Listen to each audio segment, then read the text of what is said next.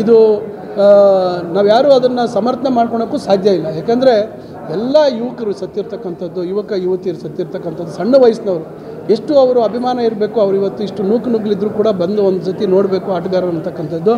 ನಿಜವಾಗ್ಲೂ ಇದು ನಾವು ನಮಗೆಲ್ಲ ಭಾಳ ದುಃಖ ಆಗಿದೆ. ಸರ್ಕಾರ ಕೂಡ ನಮ್ಮ ಮಾನ್ಯ ಮುಖ್ಯಮಂತ್ರಿಗಳಂತೂ ಭಾಳ ನೋವು ತಿಂದಿದ್ದಾರೆ. ಅವರು ಈಗಾಗಲೇ ಅದಕ್ಕೆ ಕ್ರಮ ತೆಗೆದುಕೊಂಡಿದ್ದಾರೆ. ತನಿಖೆ ಮಾಡ್ತಾಯಿದ್ದೀವಿ. ತನಿಖೆ ಮಾಡಿದ ಮೇಲೆ ಇದರ ಸತ್ಯಾಸತ್ಯತೆ ಬಂದ ಮೇಲೆ ಇದನ್ನು ನಾವು ಖಂಡಿತ ಇದ್ರ ಬಗ್ಗೆ ನಾವು ಕ್ರಮ ತೆಗೆದುಕೊಳ್ತೀವಿ. ಆದರೆ ಕಳ್ಕೊಂಡಿರ್ತಕ್ಕಂಥ ಪ್ರಾಣಕ್ಕೆ ನಾವು ಯಾರೂ ತಂದುಕೊಡ್ಲಿಕ್ಕೆ ಸಾಧ್ಯ ಇಲ್ಲ. ಖಂಡಿತ ಕುಟುಂಬದ ಸದಸ್ಯರ ನೋವನ್ನು ನಾವು ಯಾರೂ ಅದನ್ನು ಸಮಾಧಾನ ಮಾಡೋಂಥದ್ದಾಗ್ಬೋದು, ಅದನ್ನು ಮರೆಸಲಿಕ್ಕೆ ಯಾರನಿಕ ಸಾಧ್ಯ ಇಲ್ಲ.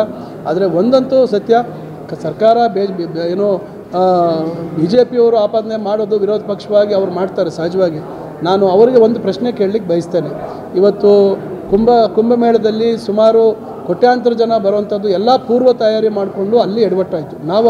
ಅದನ್ನು ನಾವು ಟೀಕೆ ಮಾಡೋವಂಥದ್ದು ಮತ್ತೊಂದು ನಾವು ಮಾಡಲಿಕ್ಕೆ ಹೋಗಿಲ್ಲ. ನಾವ್ಯಾರು ವೈಯಕ್ತಿಕವಾಗಿ ಟೀಕೆ ಮಾಡಲಿಲ್ಲ. ಬೇರೆ ಗೋವಾದಲ್ಲಿ ಕೆಲವು ಕಾಲು ತುಳಿತಾ ಇತ್ತು. ತಿರುಪತಿ ನೂರಾರು ವರ್ಷಗಳಿಂದ ಇರ್ತಕ್ಕಂಥ ವ್ಯವಸ್ಥೆಯಲ್ಲಿ ಲಕ್ಷಾಂತರ ಜನ ಬರ್ತಾರೆ, ಅಲ್ಲೂ ಕೂಡ ಆಯಿತು. ಇದೆಲ್ಲ ಏನಾಗುತ್ತೆ, ಕೆಲವು ಸಂದರ್ಭದಲ್ಲಿ ಕೆಲವು ಗಳಿಗೆಗಳಲ್ಲಿ ಯಾರೂ ನಿರೀಕ್ಷೆ ಮಾಡಿದ ರೀತಿಯಲ್ಲಿ ಕೈ ಮೀರ್ತಕ್ಕಂಥ ಪರಿಸ್ಥಿತಿಗಳು ಬರ್ತದೆ. ಆ ರೀತಿ ಆಗಿರ್ತಕ್ಕಂಥದ್ದನ್ನು ಇವರು ಬೇರೆ ರೀತಿಯಲ್ಲಿ ರಾಜಕೀಯ ಬೇಳೆ ಬೆಳೆಸ್ಕೊಳ್ತಕ್ಕಂಥದ್ದು ಸೂಕ್ತ ಅಲ್ಲ. ಈಗ ನಾವು ಪಹಲ್ಗಾಮ್ ವಿಚಾರದಲ್ಲಿ ನಾವೆಲ್ಲ ಭಾಳ ಜವಾಬ್ದಾರಿಯುತವಾಗಿ ಮಾತಾಡಿದ್ದೀವಿ.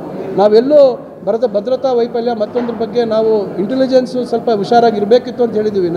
ನೀವೇ ಕಾರಣ, ನಿಮ್ಮಿಂದ ಆಯಿತು ಅಂತ ನಾವು ಹೇಳಲಿಲ್ಲ. ನಾವೆಲ್ಲೂ ಆ ಮಟ್ಟಕ್ಕೆ ಹೋಗಿಲ್ಲ. ಯಾಕಂದರೆ ಎಲ್ಲೋ ಒಂದು ಕಡೆ ಕೆಲವು ಸೂಕ್ಷ್ಮ ವಿಚಾರಗಳ ಬಗ್ಗೆ ನಾವು ಭಾಳಷ್ಟು ರಾಜಕಾರಣದಲ್ಲಿ ನಮ್ಮದೇ ಸಿದ್ಧಾಂತ ಮತ್ತೊಂದು ಭಿನ್ನಾಭಿಪ್ರಾಯಗಳು ಇರ್ತವೆ. ಆದರೆ ಕೆಲವು ಸೂಕ್ಷ್ಮ ವಿಚಾರಗಳಲ್ಲಿ ನಾವು ಸಮಾಜದಲ್ಲಿ ನಾವೊಬ್ಬ ಮಾನವರಾಗಿ ನಾವು ಭಾಳ ಜವಾಬ್ದಾರಿಯುತವಾಗಿ ನಾವು ನಡ್ಕೋಬೇಕಾಗತ್ತೆ.